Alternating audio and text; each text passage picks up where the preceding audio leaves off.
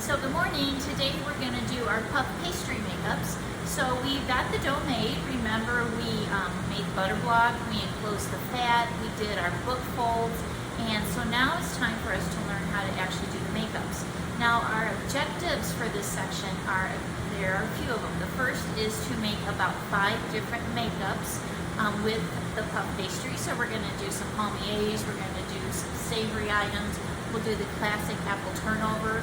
But in this objective to do the makeups, there are several things we have to learn. One is we need to remember the working temperature of the dough.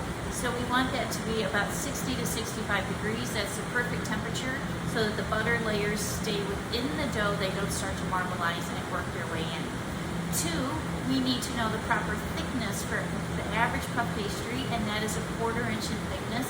And that way, when they're finished, we'll get about 8 times the original height. So something that was this thin when we proofed it, when we cut it, it's going to be about this high when it comes out of the oven. So puff will rise about 8 times. We need to remember the objective that once the puff pastry, the makeups are done, we need to retard or chill the dough down. We do that for 2 reasons. One is to chill the butter. Cold butter produces more steam. Steam gives us lift. The second reason that we have to chill these before we bake them is to relax the gluten. When gluten is relaxed, it doesn't fight the lift of the oven. So that means as the steam is being produced in that hot oven, the gluten won't fight it. It's relaxed, so you'll get beautiful lift to the puff pastry. So those are 3 objectives. We need to know the working temperature for puff pastry. In order to get beautiful height and 8 times that lift, we need a very hot oven. There is no chemical leavening agent in puff pastry, it's only steam. So again, that's why our oven will be about 425. Conventional, if you're in a convection oven, we're going to be about 390. So hot oven, cold fat gives us beautiful lift. We need to always remember when we're doing our makeups not to cut or touch the cut sides. I had a little tongue twister there for a minute, because remember in baking fundamentals 1, when you make biscuits and scones, and if you twisted the container that you cut with, it pressed the edges together.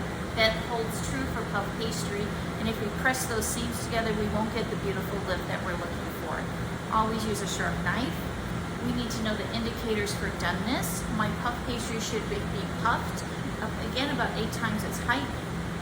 I'm looking for golden brown on the surface, and my most important indicator that I'm looking for it to come out of the oven is I should see no moisture beads on the outside of the puff. The moisture beads is the steam from the butter that's clinging to the surface.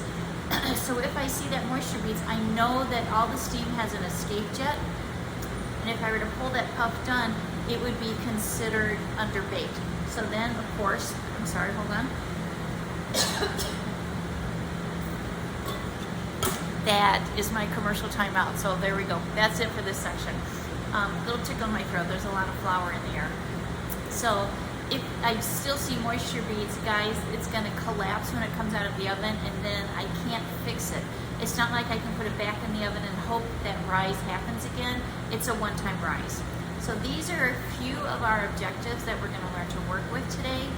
We'll review at the end of the video, so it should be a pretty exciting day, because again, we're going to do, I believe I have in my plan for us to do 7 makeups of puff pastry today. We're always going to remember we're going to be checking the temperature of the dough, 60 to 65 degrees.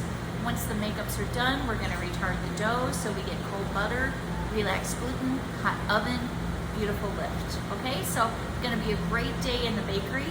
It's not too warm in the bakery today, so again, it's going to keep our dough nice and cold. Okay, we're ready to go. So we've gotten our puff pastry dough done, and now I want to start to show you some of the makeups that we can do with puff pastry. We're going to do some of the most classic ones. So the first one that you see most often with puff pastry is called a turnover. So, the most popular flavor is apple or cherry.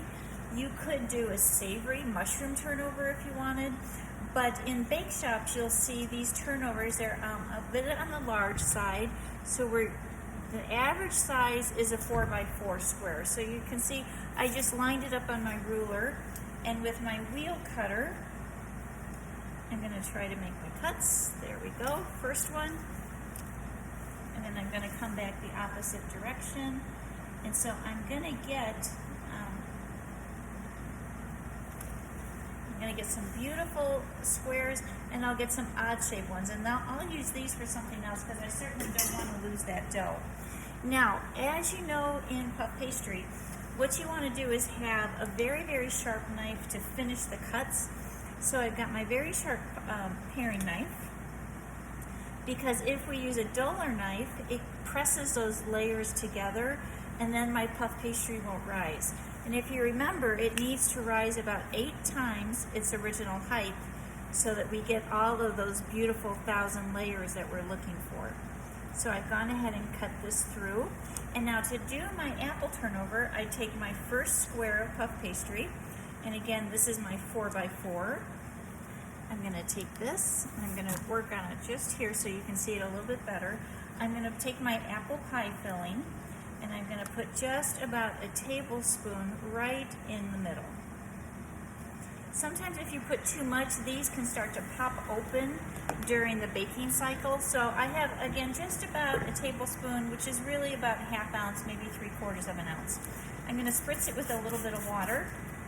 The water's going to act like glue so that my layers will hold together. I'm going to take this, and you'll notice how I'm just kind of using my utensils to flip this over, because I don't want to touch the edges too much, because again, that would seal the layers and then I would lose my height. So I'm going to take this dough and I'm going to fold it over and I'm going to gently tap it. Again, not touching the edges of the dough. Now, because I have a fruit filling in here, and fruit, when it starts to bake, it starts to throw off steam. I have to cut in what's called a steam vent, and that will again help the layers rise up so that the filling doesn't come shooting out the edges. So to do my steam vents, I'm just going to take my paring knife and I'm just cutting through the top layer. I'm not cutting through the bottom layer. And because I just want to give it a little bit of a beautiful look, I'm going to just water wash the top, and I'm going to sprinkle with just a little bit of pearl sugar or coarse sugar, just to give it a little bit of crunch, and then I'm going to put it on my sheet tray. So let me do that guy one more time. I have a 4x4 square. If it gets a little bit misshapen, it just means that my puff pastry is starting to warm up, and I should probably get it into the cooler. I'm going to put my filling down. I'm going to spritz it. I'm going to take my knife or my spatula and help me lift that to fold it over. Gently tap down. Steam vent.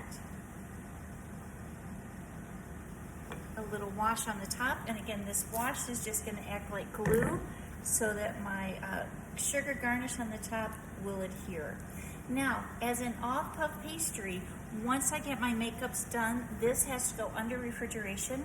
So this will go in the cooler for about 20 minutes to really firm up the butter and to relax the gluten. So again, when it goes into that hot oven, because we're going to bake at 400 degrees, I'm going to get beautiful lift.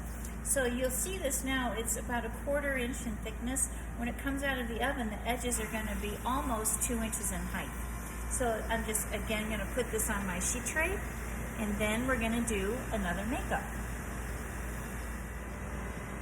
Now, the next makeup we're going to do is a classic bear claw. So again, I have a 4x4 square. Now, a bear claw will always have what's called frangipane. Frangipane is almond paste, sugar, and eggs, and a little bit of flour. And so we just mix this in the KitchenAid with a paddle. So it's very dense. It smells beautiful. So this is going to go right down the center. Again, I'm going to use maybe 1 ounce of filling. If I was doing a lot of these, I would just put my frangipane into a pastry bag and just shoot it right down the middle. So once I have my filling down, again, I'm going to spritz my dough. You could use water, you could use egg. I'm going to use water because I have it available. I'm going to flip this over, and I'm going to turn this so you can see what I'm doing. So let me flip it. So what I have is I have a rounded side and I have the 2 edge side. What I want to do is to create my claws now. So I'm going to take my paring knife, and you can see where my mound or my piping of frangipane is. So I'm going to take my paring knife, 1, 2, 3, 4, 5 cuts, I did not go all the way to the frangipane. So again, 1, 2, 3, 4, and 5. And now what I want to do is I need to pick this up, and I'm going to bend this back so that I actually get the claw. You can see I didn't cut all the way through, I'm just going to come back and fix that. So again, pick this up, bend it backwards so that you can see the claw. Fix it if you need to. But now, because this has a nut in it, we need to mark that there's a nut in it, so in case anyone has an allergy. So I went ahead and I'm putting my glue down, my water glue, and I'm just going to put a couple sliced almonds on the top. And again, this will mark that there is a nut filling on the inside. So again, before I would bake these, I would refrigerate them about 20 minutes to chill the butter, relax the gluten, and then it's going to go into a hot oven. Now the average baking time for all of these puff pastries in a 400-degree oven will be about 12 to 15 minutes in a convection oven. In a conventional oven without the fan, it's going to probably take about 30 to 40 minutes to get them done. We're looking for them to be golden brown across the surface. They should have puffed nicely. And the main indicator that we're looking for is when these start to bake, you'll start to see moisture beads, like it's been spritzed with a plant sprayer. After it has risen completely and baked beautifully, the moisture beads have evaporated out so that then you don't see it. Because the worst thing that you can do is underbake your puff pastry, because when it comes out then, the gluten isn't completely set and these will just collapse on you. And once they're collapsed, there's no way that we can fix them. So we look for the color, we look for the height, and we make sure that there's no moisture beads on the inside. And again, this is our bear claw, 4x4 square. We put the frangipane down, we folded it over. I did not cut on the rounded side, I cut on the edges. I did 5 cuts, I bent it back to get the claw, water washed it, and almonds are going to go on. And then I'm just going to tray these up with my turnovers and get ready for my next makeup.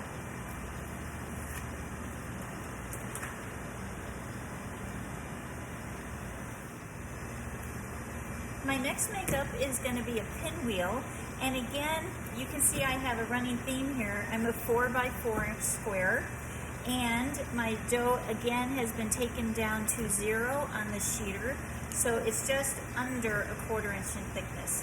So when I do my pinwheel, what I'm going to do is in each corner, I'm going to take my sharp knife, and I'm cutting just about 1.5 inches going towards the center, so you can see where I'm at. Okay? Now to do the pinwheel, what we're going to do is fold in every other corner. So I'm going to start at 11 o'clock. I'm going to pick this up and take it to the center, and you can see I just tapped it. I'm going to skip one, go to the next corner, fold it in, and tap. Skip, fold in, skip, fold in. So you can see it looks like a pinwheel that's on a stick. Now, you can put any kind of flavor that you want on here. I'm going to do raspberry, just kind of mix it up again.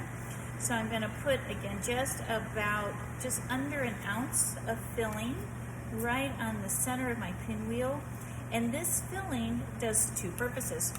First, again, it's there for flavor, but it's actually going to hold down those 4 points so that they don't pop open during the baking cycle. So let me show you my pinwheel one more time. I have a 4x4 square. I take my knife, I'm cutting 1.5 inches into each corner, and you can see I'm at an angle pointing it towards the center. I take my knife, I fold every other edge into the center. I press down. My jam goes down. Now, if I wanted to, I could put a little coarse sugar on here, but I don't think I need it, because when this comes out of the oven, I could dust it with some powdered sugar, or I could put a little bit of flat icing on it. So again, this is called a pinwheel, 4x4 square, cut corners in each, fold every other one in, and then you're filling in the center. Pinwheel. So my next makeup is called a vol au vent. That's 3 words, V-O-L-A-U-V-E-N-T. And guess what, guys? 4x4 square. I'm going to start this out just as if I was doing a turnover. So I'm just folding it over. But notice there's no filling in there. And now I'm going to take my sharp knife and I'm just about a 1/2 inch off of the edge. And I'm going to cut through. And I'm going to do that on the other side. But look, I did not cut to the point. So I left a gap so that this will hold its shape. Now I'm going to open this up.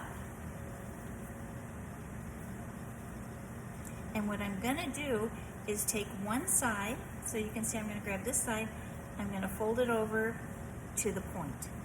I'm going to take my other cut side, I'm going to lift this over so that I've created a diamond and then just 2 outer pieces. Now I'm going to do a pear and frangipane one, so you're going to see me grab a pear. I need a little bit of frangipane, so I'm just going to take a little bit of this, put it right down.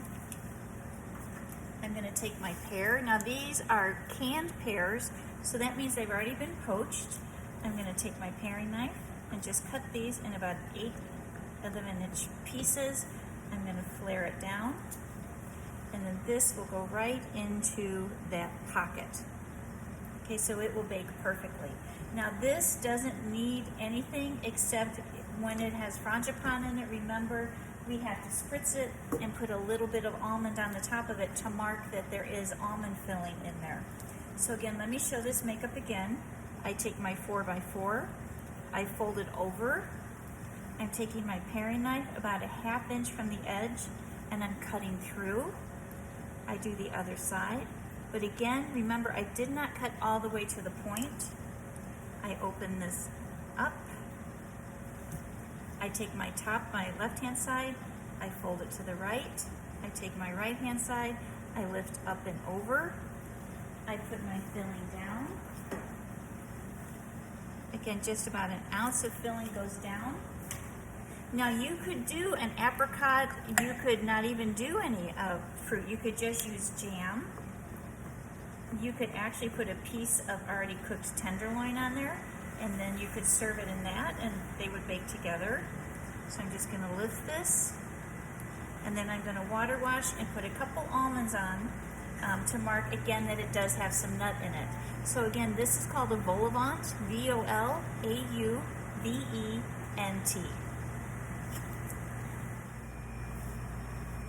So my next makeup is going to be an apple dumpling. So you can see I have a whole apple and I went ahead and peeled it. But what I want to do now is take out the core. I'm not going to use an apple core because that would take it all the way through the apple. And I'm going to stuff this apple. And so I don't want the butter and the nuts that I'm going to put in here or the raisins that I'm going to put in here to come falling out. So I'm just taking my paring knife and I'm just kind of scraping everything out. I want to make sure all the seeds are gone. But look, I have still left the bottom intact. So I'm good to go. I have 2 more seeds to get out of here. Perfect. And now what I want to do is I'm going to take a bigger piece of dough because I have to enclose the whole apple. So this is a 6x6 square. Everything else we've done so far has been a 4x4. So I'm going to take my apple and put it right in the center. I'm going to stuff this now. I need to put a little bit of butter in here, and that will keep the apple nice and moist during baking. So I'm going to put just about a 1/2 ounce of butter right down into that cavity. And I'm going to put some cinnamon sugar into the cavity and around the apple. And if you like nuts, you could do pecans, you could do walnuts. So I'm going to put a couple pecans right down in the center too. That will give me a nice amount of crunch. And there's my stuffed apple. So what I want to do now is bring up all 4 corners. And you'll notice what I have my sides still exposed. I want to do that so that steam from the apple when it's baking can be released so it doesn't make my puff start to fall and collapse off. Now you've probably seen this done a lot with pie dough, but this is a great way to lighten it a little bit with puff pastry.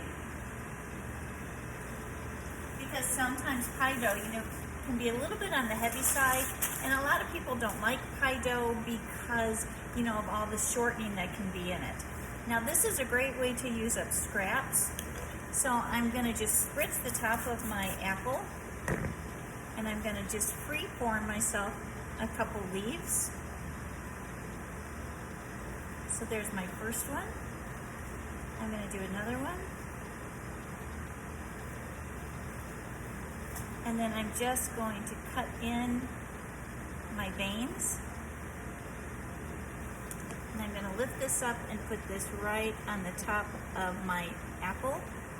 And again, this will just be for decoration. Now the nice thing about this apple, it can be served warm with some vanilla ice cream or creme anglaise. You could put some caramel sauce over it, but it's just as good room temperature. And then I'm just gonna put my second leaf right on the top of it. So this is my apple dumpling, and see how easy that was to put together? So again, the only difference that I did was that I had a 6 by 6 inch square as opposed to the 4 by 4. I peeled the apple, I cut the center out, I left the bottom whole, and then I put my butter, my sugar, and I put some nuts in there, and then I sealed it up. Again, just like every other piece of puff pastry, this has to go into the cooler for about 20 minutes before I bake it off. So this is my apple dumpling. My next makeup, guys, is a nice savory one that people love. This is called a cheese twist. And when you do this, this is great to put in a bread basket. People will serve it with soups. But what you want to do is make sure that you choose a hard, dry cheese like Asiago or Parmesan or a cheddar. You wouldn't want to do a soft cheese like a Brie or a Boursin or American cheese because it won't caramelize. And we want a nice firm cheese so that it will hold its shape and caramelize and give beautiful flavor without browning. So the first thing I want to do is set my wheel cutter at 1 inch, and I'm going to cut my strips. Now, when you buy these, you can buy them in the 10 inch like we have, or they do sell them in 5 inch strips. So depending what you're going to use them for. If I'm in a bread basket, of course, I'm going to use the 10 inch one, but if it was for an appetizer, I would just do the smaller one. I'm going to spritz this with a little bit of water because we need to hold our cheese, and I'm going to spread this. I'm using Asiago. I'm going to spread the cheese right across the surface, and I'm going to press down. Now, to do the makeup, I'm going to take one of my strips, I pull it slightly, and I'm going to twist this. So I'm twisting opposite motions. And so look, my cheese is actually on the inside, and that is as easy as a Parmesan or a cheese twist is, and then they just go straight on your sheet tray, and we're going to bake them. This is the first one that isn't really going to puff up too many times its original height because, of course, I'm doing this twisting motion to it. But these are best when they're served warm because then that cheese has great flavor. Sometimes, depending on the cheese, if you serve them at room temperature, it might taste a little bit off, so try to always do them warm. That doesn't mean you have to make them right away. It just means you can bake them, and then right before you serve them, put them in a 300-degree oven for about 6-7 minutes just to rewarm them, and then they'll be great. But look what happens sometimes when you twist them. You start to get different lengths. So what I want to do is just take my knife and I want to trim these so that these are all the exact same length. And if I wanted to, I could dust with a little garlic powder or a little paprika. The paprika will give a beautiful color on the top of these cheese twists. And then again, these are going to get chilled and then they're going to get baked. Okay, so cheese twist. There we go. My next makeup, we're just going to town today. My next one is going to be what's called the pecan twist. So this time I'm going to cut this to, I'm going to size this at about 2.5 inches. I'm going to go ahead and make my cuts. Perfect. And I'm going to deal with one piece at a time. So I'm just going to kind of set these over. And what I'm going to do is with my first strip, I'm going to take my paring knife and I'm going 1 inch from the top and I'm going to go ahead and cut a strip right down the center. So you can see I've cut all the way through. And now I'm just going to take this and I'm going to twist this, and I'm just going to keep threading this through and twisting, and one more time I'm going to twist. And I just bump these up together, and then these are going to puff up beautifully. So I just want to make sure my edges are close. I'm going to sprinkle some cinnamon sugar on this. Where is my cinnamon sugar? Hold the line. So I'm going to sprinkle this with my cinnamon sugar, and then I'm going to take my pecans and I'm just going to put them right down the strip, so that every time you bite into one of these, you're going to get the beautiful pieces of pecan. And this is a pecan twist. So again, one more time, you'll take your strip, you go from 1 inch at the top and you cut all the way through the puff. If it stretches out on you, again, too much, just go ahead and cut that. And we're just going to keep twisting and threading through. I'm actually going to start at the top. Twist, pull through, twist, pull through, and do this about 4 times until you're happy with your twist. One more time. I'm going to bump them up next to each other. Cinnamon sugar down. And then my pecans right down the length of it. And again, when you see these come out, you're going to see that the puff will grow together. But I just was looking to get a little bit of a twist on there so that it will look nice and just have a little bit of character to it. So that's our pecan twist. So our last makeup is going to be probably one of the most popular after a turnover, and this is called a palmier. A palmier, first is spelled P-A-L-M-I-E-R. It kind of looks like elephant ears that you would see at a fair. So the first thing we have to do, and there's no set shape, so this is a great way to use up scrap dough, or if you have an odd sized piece of puff pastry, go ahead and use it, because again, we're going to cut these into individual pieces once it's done. So I've spritzed this nicely with water, and now I'm going to put on, yes, it seems like an insane amount of sugar, because what happens is that the sugar caramelizes, so then you get the beautiful nuttiness of caramelized sugar in with that, the buttery of the dough, and it makes for a great, great flavor. Now, if you've ever heard of the company Vie de France, they're the ones who sell this to bakeries and to hotels. And each little palmier that they sell to you costs about, maybe 25 cents. But the retailers, they mark it up to about $2.25 for each one of these little cookies. So it's a great money maker. So we need to know how to make it. So again, water. I have sugar down. I'm pressing the sugar down. And now what I'm going to do is take one edge and I'm going to fold it 1 inch in. I'm going to do the same thing to the other side. And I'm going to continue to keep folding these in until they meet in the middle. And so here we go. And then one more. And then I'm going to spritz. And then what I'm going to do is roll this on top of each other. And when you buy them ready-made, this is how they come to you. They come to you in this type of log. And then to portion control these, we want to cut them in just under a 1/2 inch piece. So we take a dough divider and we just run this along the top of the dough, and that gives us beautiful portioning.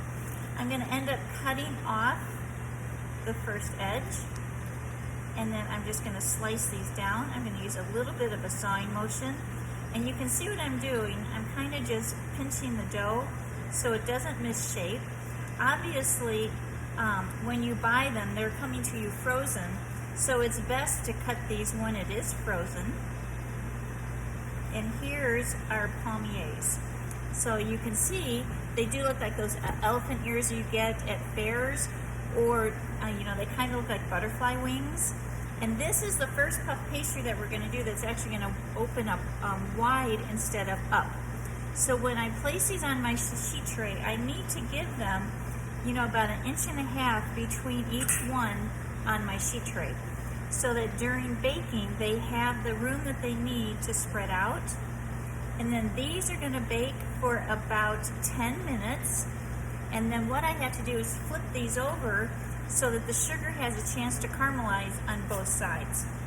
So this is the first puff pastry also that we're gonna have to turn and flip when it's in the oven. So again, you can see I'm using a sawing motion. I'm placing it down on the sheet tray, but then what I wanna do is just kind of open up the top of it a little bit, and that will help these palmiers start to flare out. And once they're flipped and cooled, it's actually the caramelized sugar side that's the presentation side.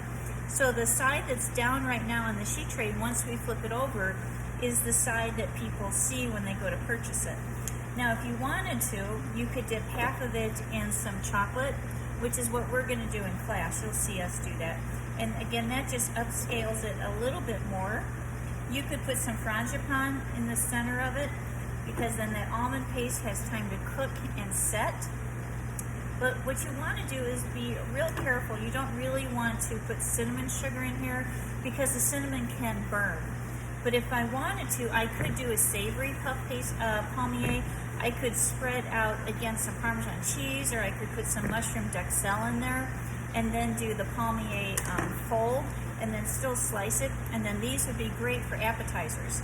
But if you do the savory, of course you're not going to put the granulated sugar down. But you would bake it just like this, and then halfway through, again, you would flip it so you get even browning to the palmiers.